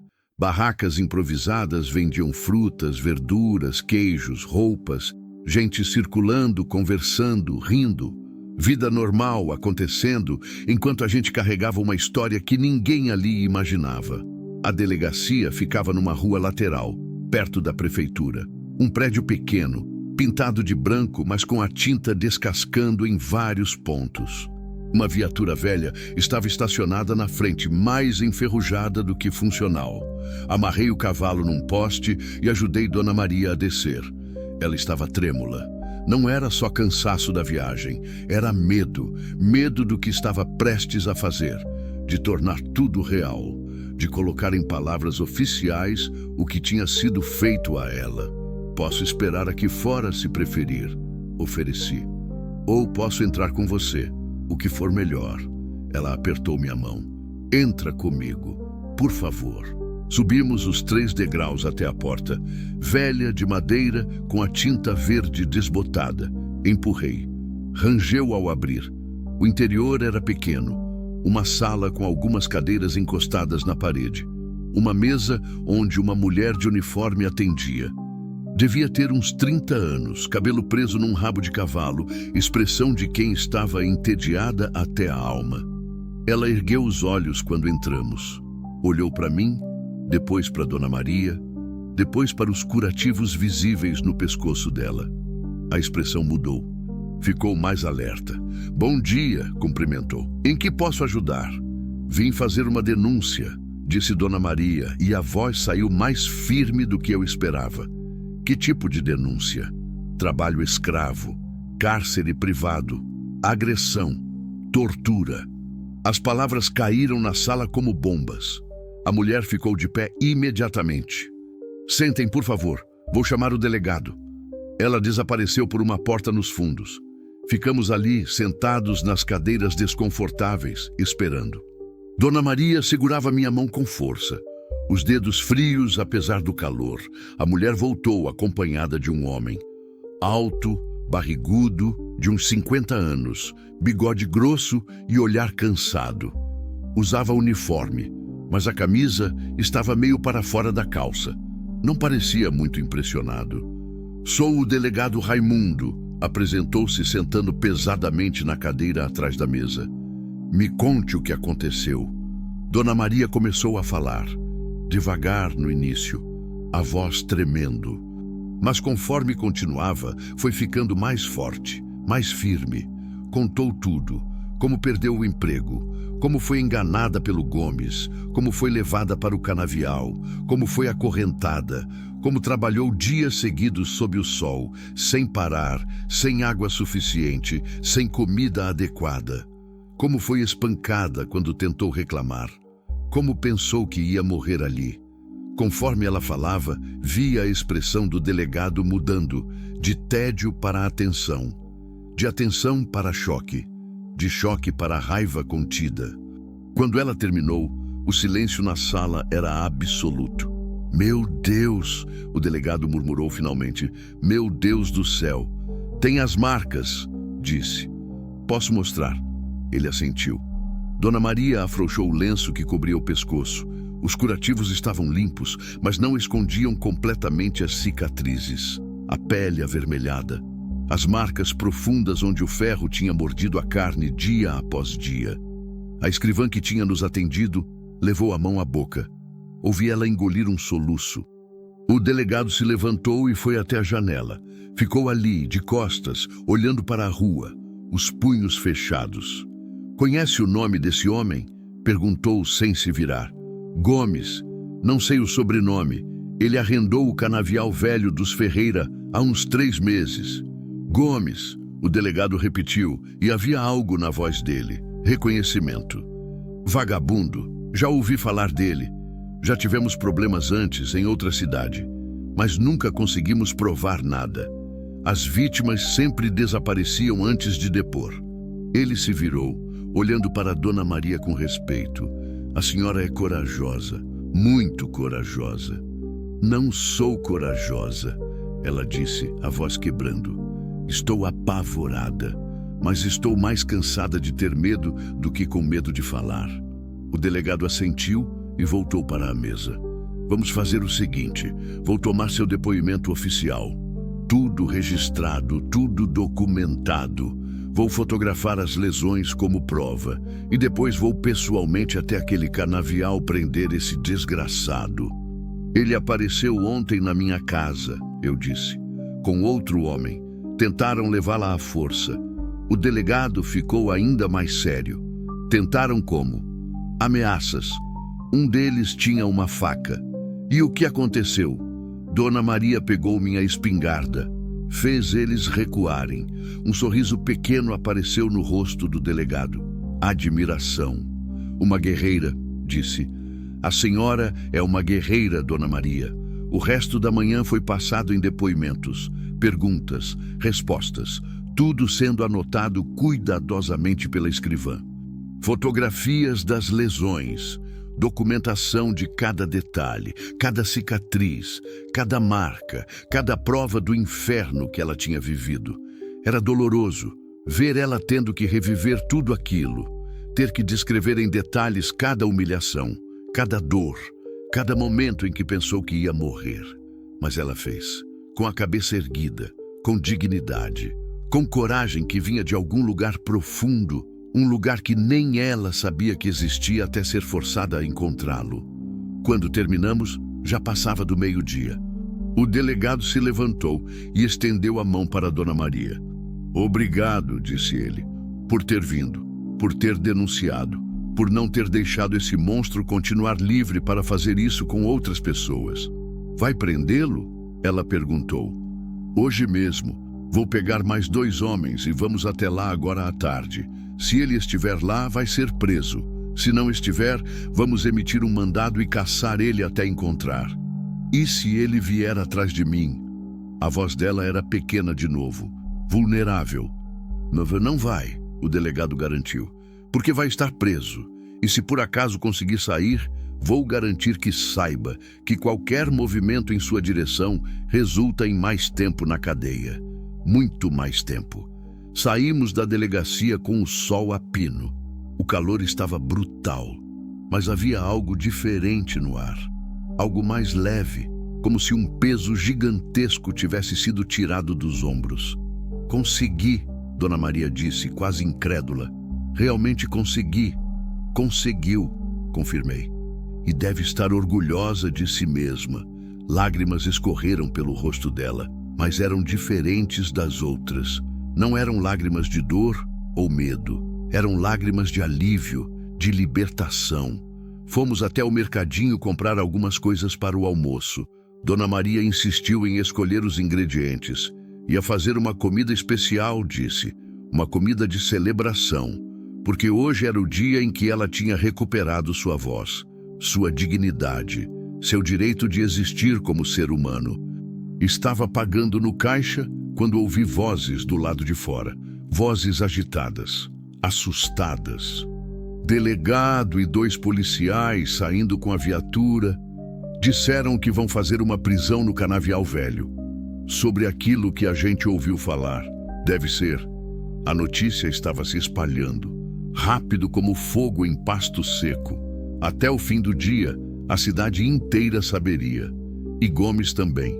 Apressei o passo. Precisávamos voltar para casa. Rápido. João. Dona Maria percebeu minha tensão. E que foi? Nada, menti. Só quero chegar em casa. Dia foi longo, mas não era nada. E ela sabia. Vi nos olhos dela que sabia. Montamos no cavalo e saímos da cidade mais rápido do que viemos. Toquei o animal para galopar. Ele obedeceu, sentindo minha urgência. Voava pela estrada vermelha, levantando nuvens de poeira. Minha mente trabalhava. Se a notícia estava se espalhando na cidade, poderia chegar a Gomes antes da polícia. E se chegasse, ele fugiria. Ou pior, viria atrás de vingança antes de fugir. O sol estava começando a descer quando avistei minha casa ao longe. Parecia normal, tranquila, nenhum sinal de problema.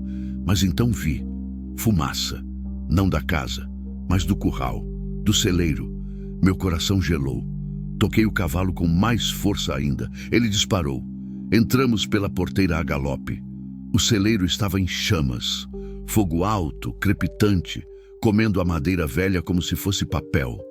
As galinhas corriam apavoradas pelo terreiro. O cavalo no curral relinchava desesperado, tentando quebrar a cerca. E no meio do terreiro, em pé, tranquilo, assistindo tudo queimar, estava Gomes. Ele nos viu chegar e sorriu. Aquele mesmo sorriso cínico. Aquele sorriso que dizia que ele tinha ganhado. Você não devia ter ido à polícia, velho, disse, a voz calma demais. Agora as coisas ficaram pessoais. Pulei do cavalo antes dele parar completamente. Coloquei Dona Maria no chão e me virei para enfrentar Gomes. Saia da minha propriedade, disse cada palavra cortante como vidro. Ou o quê? Vai me acorrentar num engenho também? Ele riu. Vai chamar a polícia? Já estão a caminho do canavial me procurando. Mas eu cheguei aqui primeiro. Engraçado como as coisas funcionam. Ele deu um passo para o lado e só então vi o que tinha na mão. Um galão de gasolina. Sabe, ele continuou, caminhando em direção à casa. Pensei muito em como fazer você pagar. Pensei em quebrar suas pernas. Pensei em queimar suas plantações. Mas aí pensei, por que não queimar tudo? A casa, os animais, a esperança. Ele destampou o galão e começou a jogar gasolina na varanda. O mundo ficou vermelho. Não pensei, não calculei, apenas corri. Me joguei contra ele com toda a força que tinha. Nossos corpos se chocaram. O galão voou longe, espalhando gasolina pelo chão. Caímos juntos, rolando na terra. Ele era mais novo, mais forte. Mas eu tinha raiva, tinha propósito, tinha tudo a perder. Trocamos socos. Eu acertei o queixo dele. Ele acertou minhas costelas. A dor explodiu, mas não parei. Não podia parar. Ouvi Dona Maria gritando ao fundo. Ouvi o crepitar do fogo ficando mais alto. Ouvi o cavalo relinchando. Gomes conseguiu ficar por cima. As mãos foram para meu pescoço, apertando. Forte. O ar sumiu. A visão começou a escurecer nas bordas. E então ouvi. Bang! O som de um tiro. As mãos de Gomes afrouxaram. Ele olhou para baixo, para o próprio peito. Vermelho. Muito vermelho. Olhou para cima, para Dona Maria. Ela segurava a espingarda, tremendo violentamente, lágrimas escorrendo, mas o cano ainda fumegava. Disse que aprendeu a atirar. Ela sussurrou. Gomes caiu para o lado. As mãos foram para o ferimento, sangue vazando entre os dedos, os olhos arregalados. Choque, medo. Levantei, tossindo, buscando ar. Corri até o celeiro. Precisava apagar o fogo. Precisava salvar o que dava. Busquei baldes, água do poço. Joguei nas chamas. Uma vez, duas, três. As chamas resistiam, mas começaram a ceder. Dona Maria largou a espingarda e veio me ajudar. Juntos, trabalhamos desesperadamente. Balde após balde. Até as mãos sangrarem. Até os braços não aguentarem mais. E aos poucos, muito devagar, as chamas foram diminuindo, morrendo, deixando apenas fumaça e cinzas. Caí de joelhos exausto. O celeiro estava destruído, metade queimou, mas a casa estava salva, os animais estavam salvos, nós estávamos salvos. Gomes continuava caído no chão, ainda respirava, fraco, irregular. O sangue formava uma poça ao redor dele. Olhei para Dona Maria. Ela estava em choque, olhando para as próprias mãos, para a espingarda no chão, para o homem que tinha atirado. Eu matei ele. Ela sussurrou. Eu matei. Não, disse, indo até ela. Segurei o rosto dela, fazendo ela me olhar. Você me salvou. Salvou a nós dois. Foi defesa, foi sobrevivência. E então ouvimos sirenes vindo pela estrada. A viatura da polícia apareceu, levantando poeira. Parou bruscamente. O delegado Raimundo desceu correndo, arma em punho, avaliando a cena.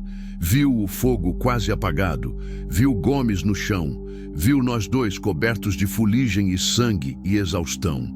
O que aconteceu aqui? Perguntou. E contamos. Tudo, mais uma vez. Os 3 meses que se seguiram foram os mais estranhos da minha vida.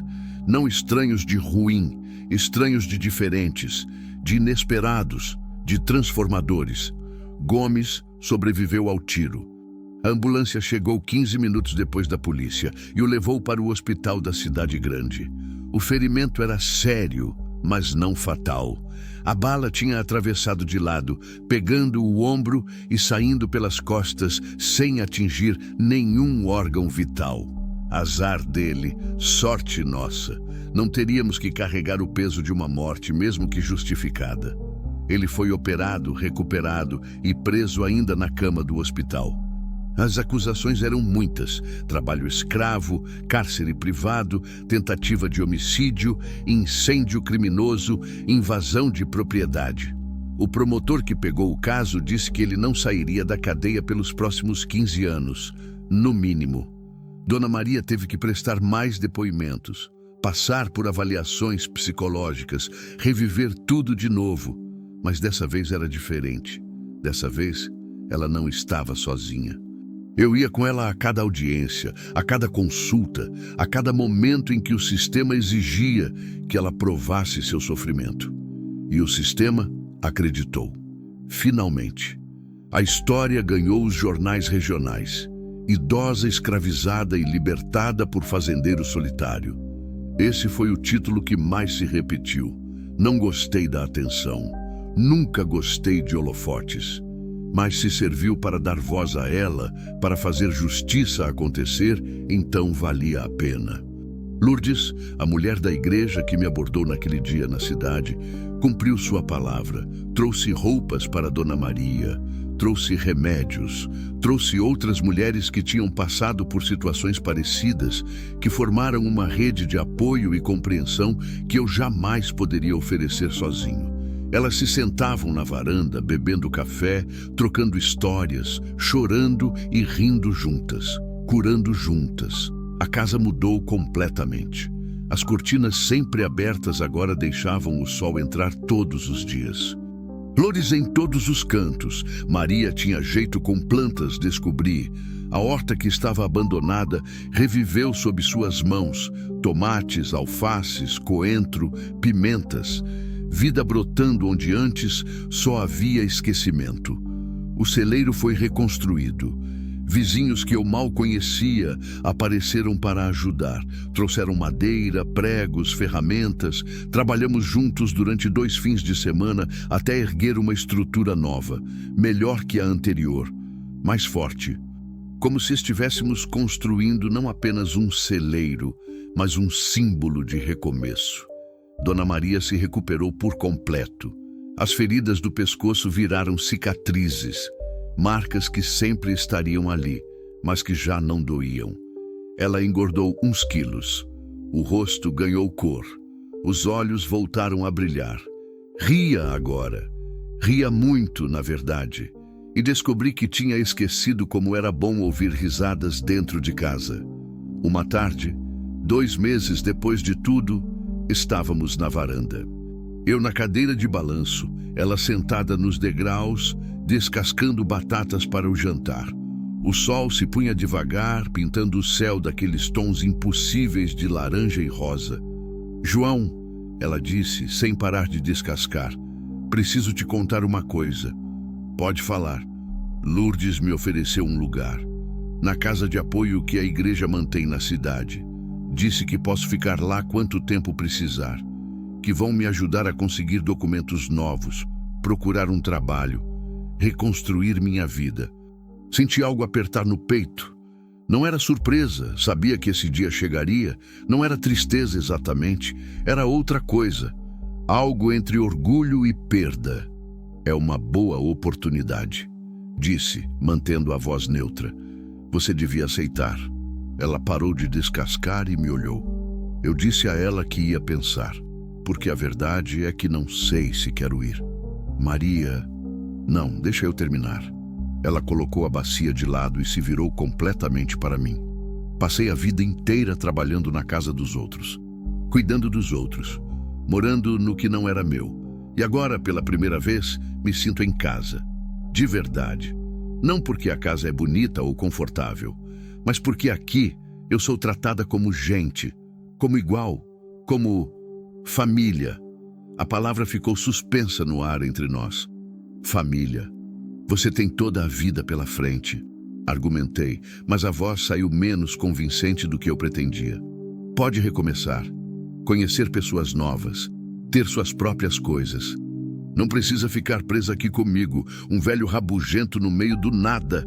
Ela riu, aquela risada leve que tinha se tornado trilha sonora dos meus dias. "Você não é rabugento, é só reservado. E quanto a estar no meio do nada..." Ela olhou ao redor. para o horizonte sem fim, para o céu imenso. Acho que isso aqui é tudo. É paz, é silêncio bom, é liberdade. Fiquei em silêncio por um longo momento. O que eu podia dizer? Que também não queria que ela fosse, que a casa tinha voltado a ser um lar exatamente porque ela estava nela? Que acordar sabendo que não estava sozinho tinha me dado algo que eu achava que tinha perdido para sempre? Fica, disse finalmente, simples assim. Se é isso que quer, fica. Esta casa é grande demais para uma pessoa só mesmo. E você faz ela parecer completa. Os olhos dela se encheram de lágrimas, mas eram lágrimas felizes. Tenho uma condição, ela disse. Qual? Você para de dormir na rede da varanda e volta a dormir no quarto. Não faz sentido eu ficar com a melhor cama da casa enquanto você se torce todo lá fora. Sorri, depois ri. Uma risada verdadeira vinda do fundo do peito. Está bem, acordo fechado. Ela se levantou, pegou a bacia de batatas e entrou para terminar de preparar o jantar. Fiquei ali, balançando na cadeira, ouvindo os sons dela na cozinha, panelas batendo, água correndo. A voz dela cantarolando baixinho, uma música que não reconheci. Olhei para o horizonte, para o céu que ia escurecendo, para as primeiras estrelas começando a aparecer. Helena, pensei, dirigindo-me a ela como fazia às vezes quando estava sozinho. Você estava certa. Sobre tudo, sobre ajudar, sobre abrir a casa, sobre não desistir da vida só porque você se foi. O vento soprou suave, trazendo o cheiro de terra e de comida sendo preparada. E tive a sensação, clara e certa, de que ela estava ali, de que aprovava, de que sorria. O jantar naquela noite foi especial. Maria fez uma galinha caipira com quiabo, arroz soltinho, farofa crocante. Comemos devagar, conversando sobre planos. Ela queria melhorar a horta, talvez criar algumas galinhas de postura. Eu falei sobre consertar o telhado antes da próxima chuva, sobre plantar umas árvores no quintal para fazer sombra. Planos de futuro. Algo que eu não fazia há 4 anos. Quando terminamos, lavamos a louça juntos. Eu lavando, ela enxugando. Uma rotina doméstica simples que se transformava em algo sagrado pela companhia. Sabe o que percebi? Ela disse, guardando os pratos.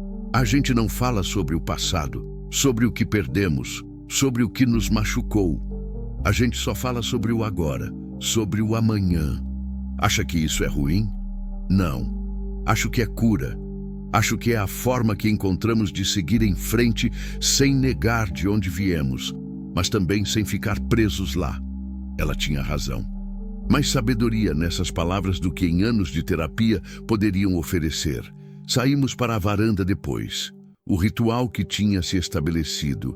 Sentávamos ali deixando a noite chegar, ouvindo os sons do campo, grilos, sapos, vento nas árvores. A sinfonia da vida continuando. João, ela disse depois de um longo silêncio. Obrigada. Pelo quê? Por ter parado, por ter olhado, por não ter seguido em frente quando viu a fumaça naquele dia. Você me salvou. E não foi só da corrente. Me salvou de desistir, de acreditar que minha vida não valia nada. Senti a garganta apertar. Você também me salvou, disse. E era a mais pura verdade. Me salvou da solidão, do vazio, de apenas existir sem viver. Me deu razão para acordar de novo. Ela estendeu a mão, segurei. E ficamos assim, 2 sobreviventes sentados numa varanda, no meio do nada, segurando um ao outro, não por romance ou paixão, mas por algo mais profundo. Por reconhecimento, por gratidão, por família escolhida.